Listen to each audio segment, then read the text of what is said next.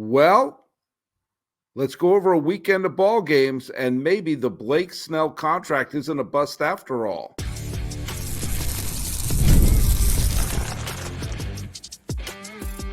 You are Locked On MLB, your daily MLB podcast, part of the Locked On Podcast Network, your team every day. Hello, baseball fans. Welcome to Locked On MLB, part of the Locked On Podcast Network, where it's your team every day. This is the daily podcast. We talk about all of Major League Baseball. I am your host, Paul Francis Sullivan. Please call me Sully. I've been a baseball podcaster for a long time, and we are in the stretch run of my sixth full season here at the Locked On Podcast Network. And this year I'm doing double duty. I'm the host of Locked On MLB and the host of Locked On A's. You can follow us at Locked On MLB Pods on Twitter or whatever it's called now. And on Instagram, I'm your pal Sully, but Sully Baseball on Twitter, Sully Baseball Podcast on Instagram. And today's episode is brought to you by PrizePicks, the easiest and most exciting way to play daily fantasy sports. Go to prizepicks.com/LockedOnMLB, MLB, easy for you to say, and use code all lowercase LockedOnMLB for first deposit match up to $100. Hey, we're going to move on. This is a weekend in review. I'm actually recording this section late on Friday night, because I'm probably going to be out all day Saturday, so I want to get my reactions to stuff that happened on Friday. First and foremost, let's talk about the trivia question, which nobody got right, but because I'm moving on to a new one today. The question I had was, who was the last Baltimore Oriole to record a postseason save? And Scott Horstmeyer guessed Arthur Rode. That's not the case. It was 10 years ago. In 2014, Zach Britton got a pair of saves in the division series against the Detroit Tigers. The Orioles swept the Tigers, only to get swept themselves by the Kansas City Royals in the ALCS. Zach Britton famously sat in the bullpen reading Bazooka Joe comics during the wild card game of 2016, and the Orioles lost their only playoff game then, and they got swept last year. So they haven't much of a chance. So yeah, that was the trivia question there. The Friday games are over, and I brought up Buck Showalter right there, and I think he universally agreed upon boneheaded managerial decision, which was to not use Zach Britton in a do-or-die game, when he had a historically great year as a relief pitcher. And I think that was the greatest example, maybe of all time, of the concept of the tyranny of the save, of a manager making a decision solely based upon the logic, and I put logic in quotes, that you save your best reliever for a situation where they can close out a win. Well, on most games, I go along with that. But when it is an elimination game, when it is a game where every time a pitcher throws a pitch, every time it throws a pitch could mean the ending of your season. You can't have the season end and not have used all your best pitchers. If Zach Britton came in and pitched 2 or 3 in the middle innings, in the extra innings that game against Toronto, and the Orioles don't win, and then they go to Ubaldo Jimenez, then I think that's smart. I mean, you got to use your best pitchers, but they never did. I even said on the old Sully Baseball podcast after that game, I said, well, if you're going to go down, make sure you go down with your 5th best. And that still has resonated as one of the dumbest managerial decisions I've seen in my lifetime. And it was an example of using the tyranny of the save. We can't use our best reliever until it's a save situation. Well, you never got to use him, did you? Another all-time horrible managerial decision took place in the 2020 World Series. The Tampa Bay Rays bullpen was gassed, and Blake Snell was pitching in a do-or-die game and pitching a damn masterpiece, thank you very much, as he was one-hitting the Dodgers in a shutout in the 6th inning. And for reasons that you cannot justify, because it is was fractally stupid, which means it was not just stupid, but if you break it down, the stupid parts are made of tinier stupid parts. Kevin Cash, who's normally an outstanding manager, pulled Blake Snell because the numbers told him, well, next time through the lineup, next time you can't go in third time through, blah, blah, blah, blah, blah. And he brought in this Anderson, who was absolutely gassed at that point, and he coughed up the lead. The Rays were eliminated. In an elimination game, a guy throwing a masterpiece, and you remove him because of the charts. Like Showalter's decision to leave in Britain was an example of the tyranny of the save being used to the elimination of a team. This was the reliance on advanced metrics being used in an insane manner. When it is an elimination game, you don't manage like it's a game in the middle of July. The guy was throwing a masterpiece, and he wasn't allowed to finish it. Hell, he wasn't allowed to finish the sixth, and the Rays lost the World Series. Which brings us to Friday's game. Blake Snell finally getting a complete game, shutout, and he did it the only way he could, by throwing a no-hitter. And Blake Snell gave the Giants their second straight complete game shutout, but this time it was a complete game no-hitter by number 7, Blake Snell. Shutting down the only a handful of walks and really dominating the Reds throughout the game. And throughout it, the San Francisco Giants did everything right. They got the big hit when they needed, and they got the shutout, the no-hitter, everything. You have a rested and ready bullpen, and a Giants team who I saw just last weekend pound the Colorado Rockies, very quietly have won 7 of their last 10 games. When Snell was throwing that no-hitter, I kept wondering, I wonder if Kevin Cash would have pulled him now, if this would have been a combined no-hitter situation. I'm very glad that it wasn't a combined no-hitter. You know, and I know that if he let up a hit in that 9th inning, he would have been gone. He would have been gone like it was the 2020 World Series. But we got a great old-fashioned no-hitter. And the Giants are hanging around. You know who's not hanging around are the Los Angeles Dodgers. The Dodgers are in a slump. They've dropped their last 3 games, and they lost to Oakland, which, by the way, isn't the insult it used to be. I'm doing Locked On A's, as some of you know. The A's had the best record in the American League in July. And now they won that first game against Los Angeles, of which Shohei Ohtani hit a 3-run home run in the top of the 9th. But guess what? The A's were up by 4. It was the exact same thing as if he had walked.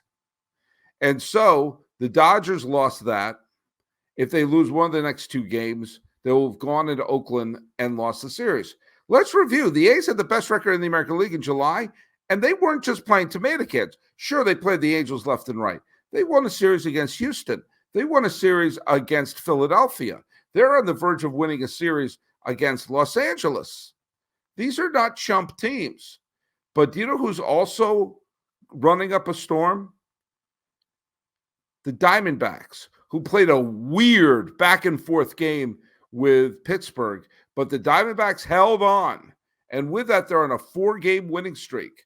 My cousin Dave, who's a diehard Mets fan, who's watching the Mets play very, very well, and winning 7 of their last 10, but somehow, some way, have fallen out of the wild card race at this point, is just waiting for a Diamondbacks loss. And he texted me and said, man, the Diamondbacks keep winning. They keep winning. They've won 8 of their last 10. San Diego has won 8 of their last 10. They lost tonight. San Francisco won 7 of their last 10. And the Dodgers' lead in the National League West is down to 4 games with roughly 2 months to play. The thought that the Dodgers are a win the World Series or bust situation, well, they may not even win the division. And heads may roll. Heads may absolutely roll. Going around, the Cardinals lost yet another game to the Cubs. Cardinals, if you want to jump in this, you can't keep losing games like this. Cole Reagan's played another terrific game, pitched another terrific game. The Royals scored 6 runs in the 7th inning to wind up beating Detroit 9-2. And the Brewers keep winning. The Blue Jays wound up punching Marcus Stroman in the mouth. Aaron Judge got his 100th RBI. And are we sleeping on the Guardians? They doubled up the Orioles. The Orioles have been pretty bad recently. And the Guardians, thanks to the fact that Philadelphia has lost their last 5 games and lost 8 of their last 10 games, including tonight, the best team in baseball, the team with the best win-loss record, the team with the most wins, the team with the best winning percentage is Cleveland. Are we sleeping on them? I don't know, but they beat up Baltimore again. Anyway, a no-hitter, a bunch of fun wins, and the absolute dynamos of the National League, Philadelphia and Los Angeles, are in a tiny bit of a spiral. All right, well, let's see what happens on Saturday after I come back from the beach. Let's hear from our friends over at Liquid IV. You got to stay hydrated when you're going to the ball game and watching baseball this year, but you're not going to get hydrated if you're just pounding sodas or eating ice cream out of those helmet cups. When you're taking in America's pastime, don't forget to hydrate with Liquid IV's Popsicle Firecracker flavor, a surefire summer hit.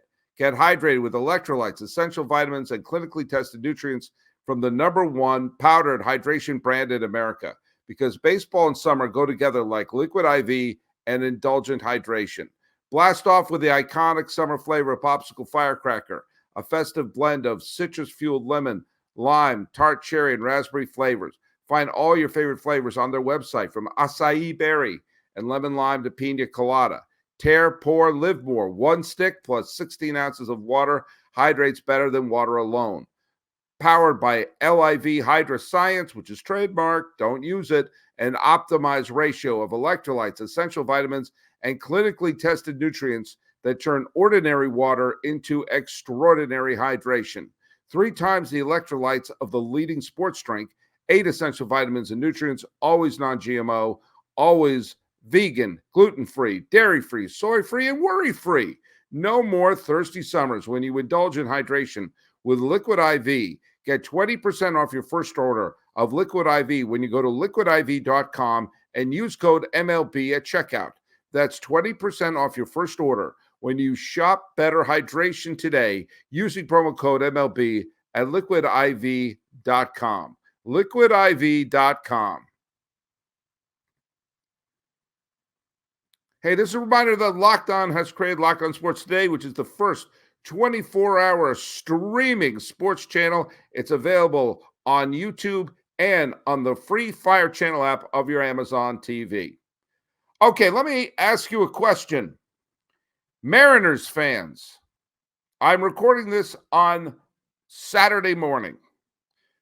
Now, you're probably listening to this on Sunday or Monday, whichever, but on Saturday morning, if you're a Mariner fan, do you know why the number 51 is so significant? Well, 2 of the greatest stars in Mariners history wore number 51. Randy Johnson wore number 51, Hall of Famer, the greatest pitcher in Mariners history. Well, I mean, you got to give a hand also to King Felix Hernandez as well, but Randy Johnson is one of the greatest pitchers I ever saw, played the bulk of his career in Seattle, so I have no compunction saying that. And it was also the number of Ichiro Suzuki. Why was 51 still available when Ichiro showed up? I don't know. Neither do you. But Ichiro became one of the biggest stars in baseball and played the bulk of his career in Seattle. It's significant today for another reason. At this moment, I'm recording this right now. It's 10:22 in the a.m. on the 4th day of August, 2024. And right now, 51 is the magic number for the Seattle Mariners to clinch the American League West. That's right. The Astros lost and Seattle won a wild, weird game with Philadelphia. And when Philly's coming in, now the Phillies are in a bit of a slide right now, but when Philly was coming in, I'm sure a lot of people in Seattle were thinking, file this under because I got to get this stat up here right now. I have too many windows open right now. Philadelphia came in here as the best team in baseball, or at least the best team in the National League. And the Mariners have been wobbling, and did I mention wobbling around? And right now, the Philadelphia Phillies are on a little bit of a slide. And that has come at the exact right moment for the Seattle Mariners, who, coupled with the Astros' loss, have found themselves in first place by themselves, which, when you consider the disastrous time that they've had recently, that's pretty dang good. Now, let's just review. On July 11th, just before let's make it easier. Let's say at the All-Star break, okay? The Phillies wound up dropping 2 out of 3 to the Oakland A's. But they still went in like, all right, they swept the Dodgers. All right, they lost 2 out of 3 to the A's. Fine. But the Phillies were still going in, tons of all-stars, beating their chest and saying they are the team. Now, are they the worst team in baseball since then? No, of course not. That's the Chicago White Sox. They haven't won a game since the All-Star break. But the Phillies are the only other team with double-digit losses since the All-Star break. You realize the Phillies have played 14 games since the All-Star break and lost 11 of them. Now, every team goes on slides of ups and downs. And perhaps, just perhaps, the Phillies are having their hiccup right now. If you're a Phillies fan, you better hope that's the case. But if you're Seattle, you say thank you very much. Because Seattle has not exactly been a world beater since the All-Star break. They're 7-7. And same with the Houston Astros.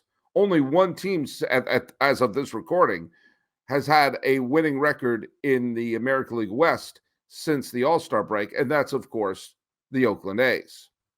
The Phillies have been doing pretty much everything wrong, and the Mariners have tried to right the ship. As I said, they have not exactly been the world beaters of, since the All-Star break ended.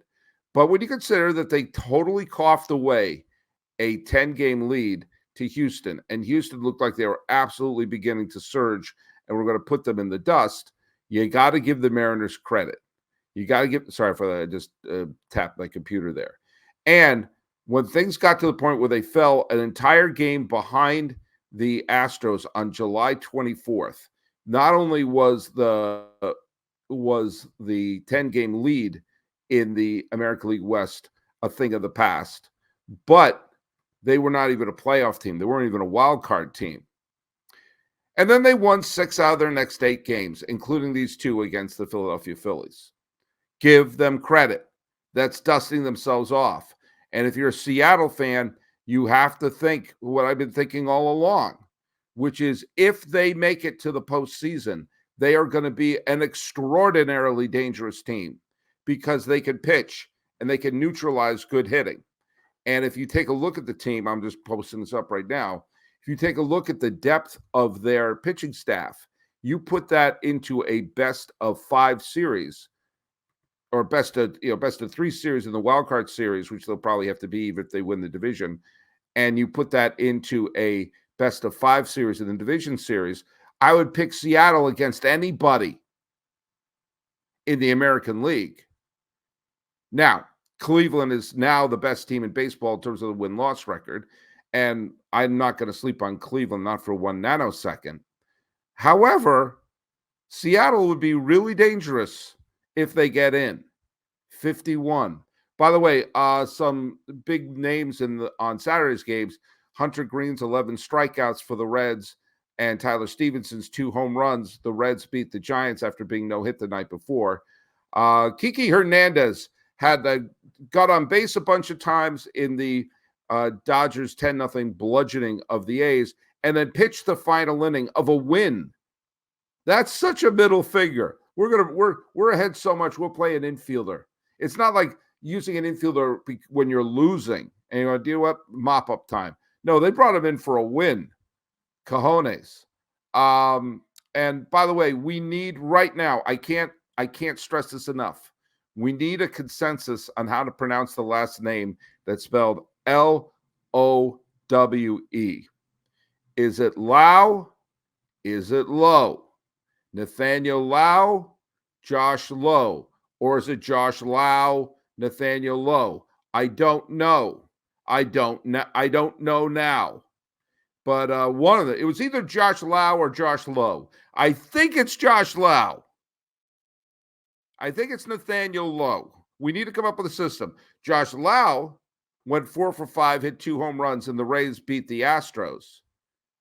But there you go, or there you go.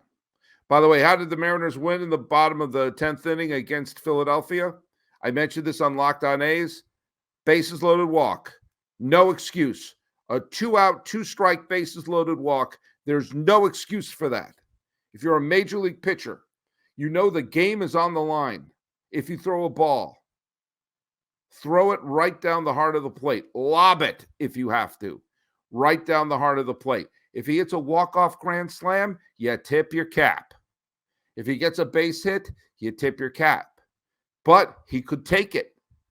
His timing could be screwed. He could swing and miss.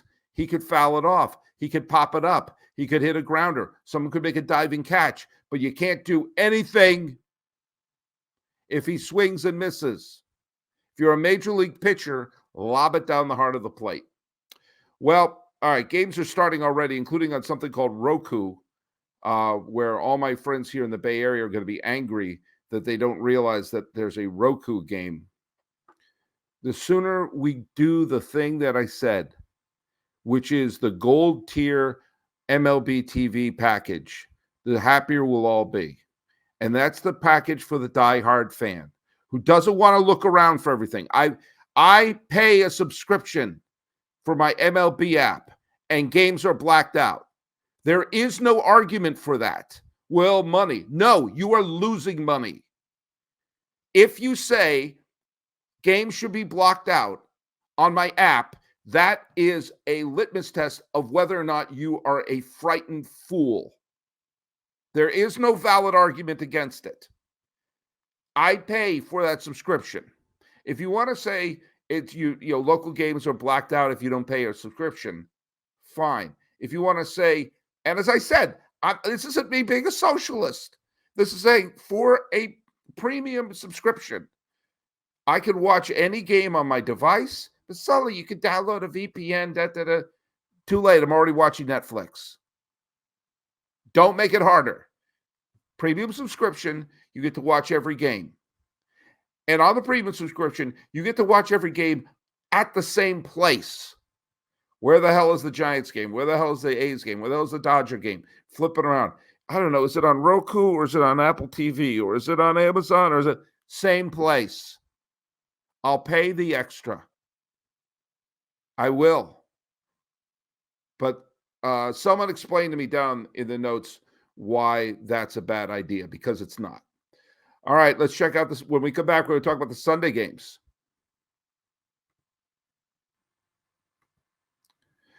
PrizePicks is America's #1 daily fantasy sports app with over 5 million active members. PrizePicks is the essential and most exciting way to play daily fantasy sports. Unlike other apps, on PrizePicks, it's just you against the numbers. All you do is pick more than or less than until 6 player stat projections and watch the winnings roll in. Get in on the daily action with your friends and become part of the PrizePicks community. You can win up to 100 times your money on PrizePicks with as few as 4 correct picks. You can turn $10 into $1,000. And PrizePicks is available in more than 30 states across the country, including California, Texas, and Georgia. Download the PrizePicks app today and use the code LOCKEDONMLB for a first deposit match up to $100. That's code LOCKEDONMLB on PrizePicks for a deposit match up to $100. Pick more, pick less on PrizePicks. It's really that easy.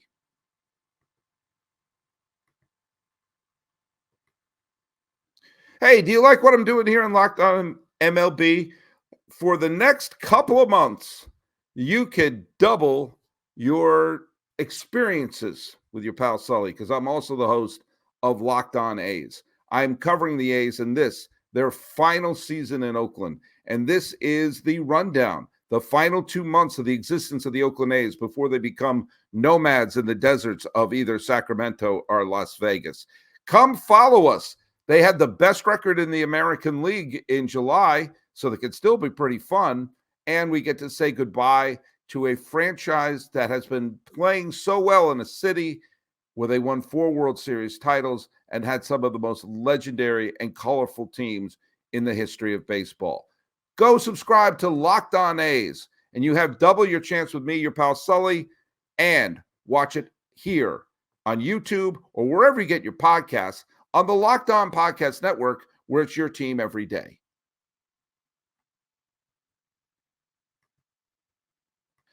All right, there's a lot of stuff that happened today. I'm not going to say I told you so yet with the Mets, because I said that I will admit I was wrong the whole time if the Mets do indeed make the playoffs. They lost again, and the Diamondbacks wound up losing to wound up defeating the Pirates. So I don't know. They're on the outside looking in. That's all I'm saying. DJ LeMahieu seems to be waking himself up, and the Yankees wound up winning an extra inning game against Toronto. But the Orioles held serve. It wasn't Corbin Burns' best game, but they beat the Guardians 9-5. And the Seattle Mariners lost to the Phillies, who decided not to get swept. Bizarre catch in center field in that game. But the Astros, wound up defeating the Rays 1-0, and Fairbanks got the save in that one. So that means a little bit of it's another day where the Mariners can chop a number off of the magic number. The Twins won. Sands got the victory. Flexen got the loss for the White Sox. And here we go. The White Sox are 27-87. It was bad enough when they were 27-67. They have a shot to get to 90 losses before we get to mid-August. Let's just remind ourselves something. On September 10th, 2022, the mid-September of 2022, the White Sox and the Cleveland Guardians were tied in the win column for the American League Central. The White Sox were 3 games back in the loss column, but only a game and a half back in the standings, with about half a month to go, a little more than half a month to go. And if they had played well down the stretch, they would have won their second straight American League Central title. This is 2022 I'm talking about. On that date, if you're a White Sox fan, you were looking up and saying, we got a real shot at this. I don't think we can really comprehend how fast it turned around. They lost 13 of their last 22 games, 9-13, which isn't good, but didn't look like a harbinger of the catastrophe that happened. Of course, the La Russa being in charge of that White Sox team was the wrong decision. They won the division the year before, so they could justify it then. They should have said right then and there, Tony, you finished your career as a division champion. You're now promoted to the vice president of Beans and Franks and Beans. Well, he was clearly not the right manager that year. They had a losing record under La Russa. For health reasons, Miguel Cairo came in. They had a winning record under Cairo. Brought him back to contention. You got to wonder what would have happened if they had anybody other than La Russa managing that club. But again, there was no sign of this. Finish the season 9-13 isn't good, but it isn't like, oh my God. In comes Grifol, and you're thinking like, okay, maybe they need a young manager who had ties to the Kansas City championships. They lost to Abreu, but a lot of the same people were still there that they had signed a long term. Do you understand how bad they've been since then? In the 299 games since that day when they were a game and a half out, they have played 324 ball. It'll be 300 games tomorrow in Oakland. And by the way, Oakland's not a pushover. Oakland may have lost the series to Los Angeles, but they've had a winning record, certainly since the All-Star break, and certainly since the beginning of July. And they played the Dodgers very tough. Now, the White Sox are in the middle of a 20-game losing streak. But they've been playing. They went 61-101 the first year under Grifol. They're 27-88. If they lose the series in Oakland, they'll be a 90-loss team in early August. 120 losses. This is not out of the question. This is the most astonishing collapse I may have ever seen. Grifol said there's an article here from MLB by the writer Bill Hupp, and he said, this is quoting him, you can either sulk on it, put your head down and quit, or sulk on it a little bit, flush it, and come out and be a pro. Okay. That's good. But they've traded away some of their key players. And I don't even know what to make of this. I mean, you have Andrew Vaughn's playing well, and they still have, it looks like they still have talented people on it, but this could be the worst team I've ever seen in my life. And I'm wondering how long it would be to turn around, but I am going to bring this up on Locked On A's. I wonder if this is also going to lead to Nashville. I can't help but wonder that.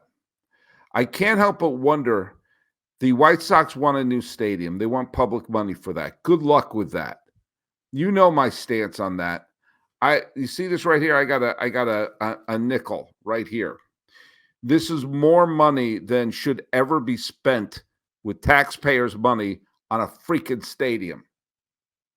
And I don't know where your politics lies, but I think we can all agree Chicago, a great city, has things they need to spend their tax money on that isn't a palace for the Bears and the White Sox.